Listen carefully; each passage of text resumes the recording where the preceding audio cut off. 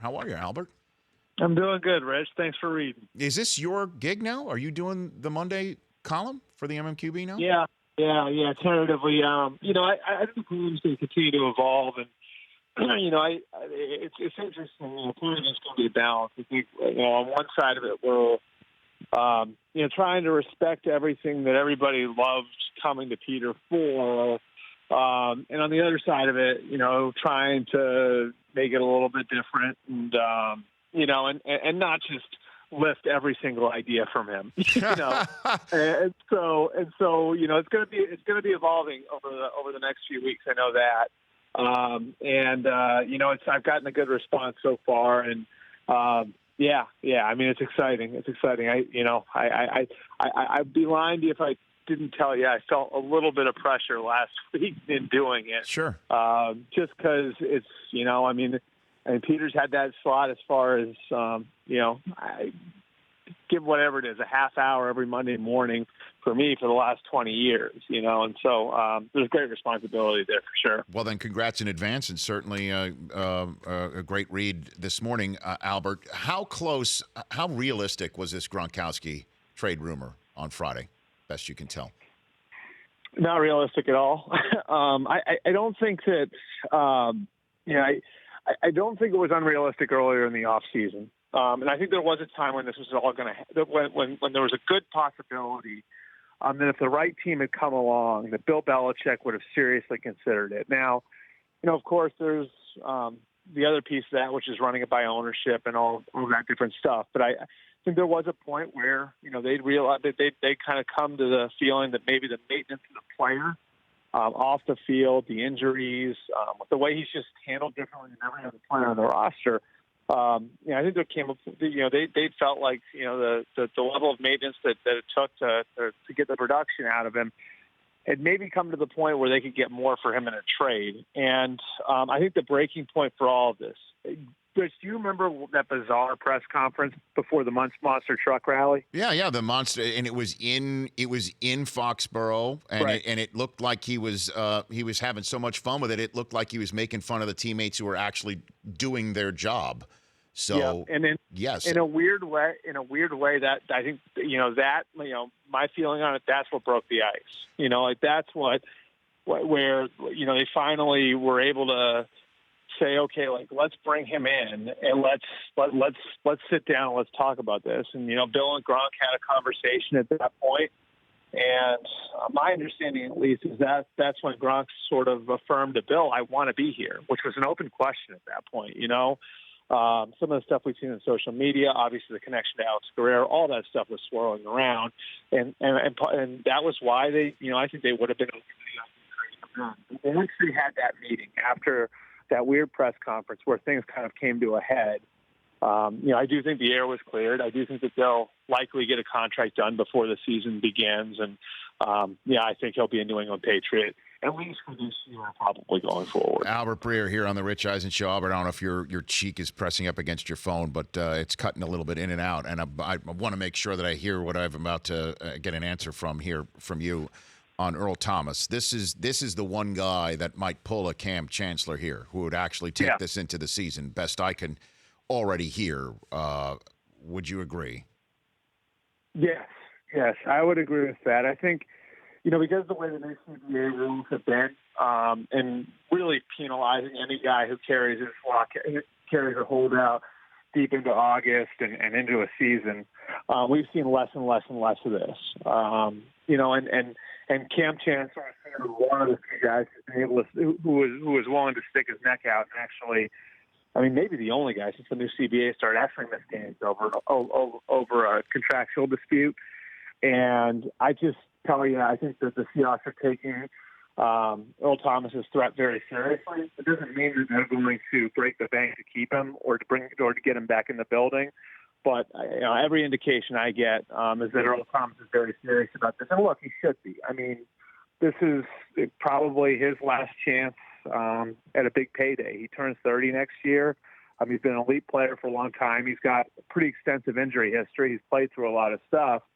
And, in these situations, I always think that it behooves a player to try to get, every piece of financial return they possibly can We saw with Des Bryant recently what happens to players when they sort of, turn the corner and head onto the back nine of their career. And so it's hard to blame Earl for seeing things that way. And I certainly think that he's one of these players who thinks a little bit differently and probably would have the resolve to go through with something like that. So what are the big stories going into the final mandatory OTAs before the big 6-7 week break, Albert? Yeah, well, I think right there in Los Angeles, I think Aaron Donald's a huge story. I think what happens with Aaron Donald and the Rams going forward. He showed a willingness to sit out well into camp last year. My sense is he's willing to go there again. A lot of optimism around the Rams, but they've got some new pieces in there, and they're going to have some contractual situations to take care of over the course of the next few months. Todd Gurley could get paid. Brandon Cooks is going into a contract year.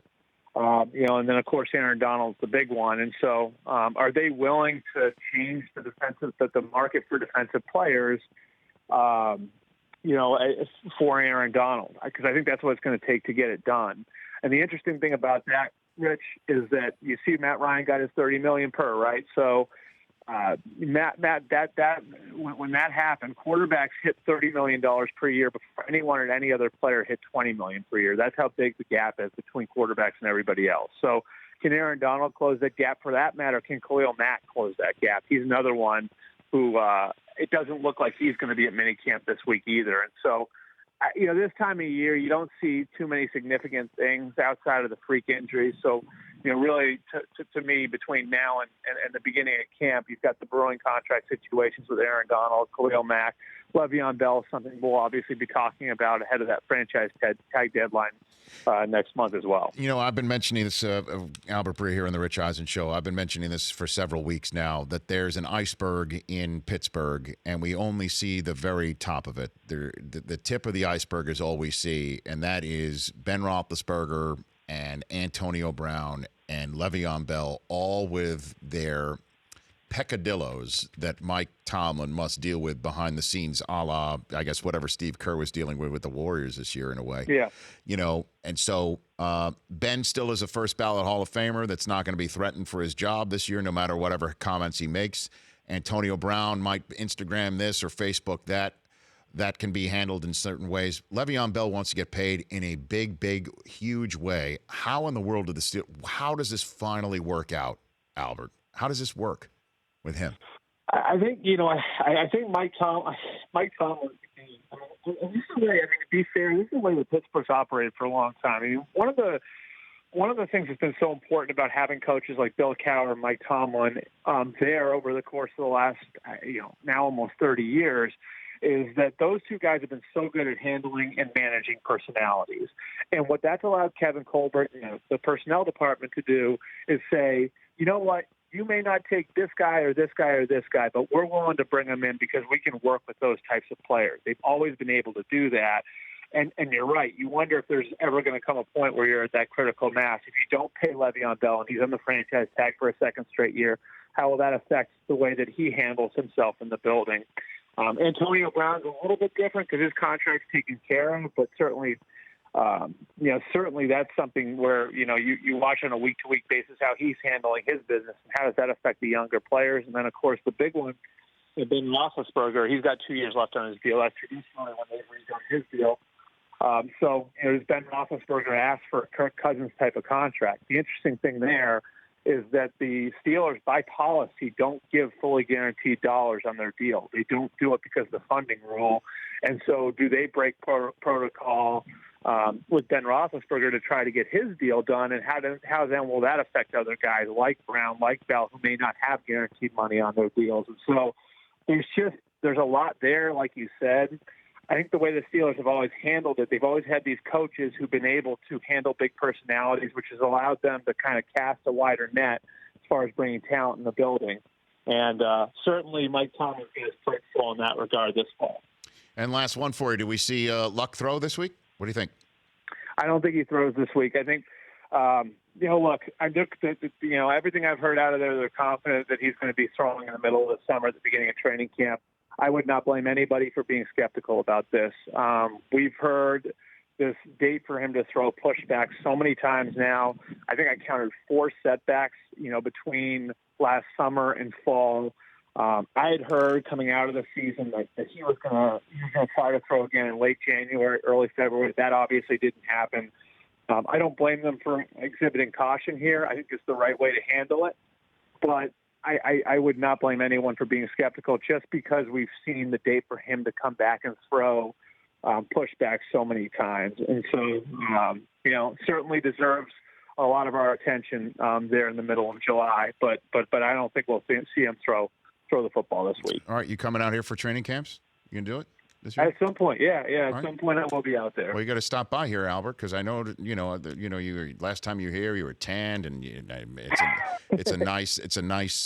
What you is that your Twitter avatar? Is that your Twitter? I think it's my Instagram. I think, yeah, okay. That was a good one. I had a. I start working on the tan and tuck it, and then training camp puts it over the top because I'm outside so much. So, Albert, thanks for the call as always, and great read, and hope that's going to be your regular gig. All right, thanks, Rich. I appreciate it. You got it. It's Albert Breer at Albert Breer on Twitter. The Rich Eisen Show, weekdays at noon Eastern on Audience.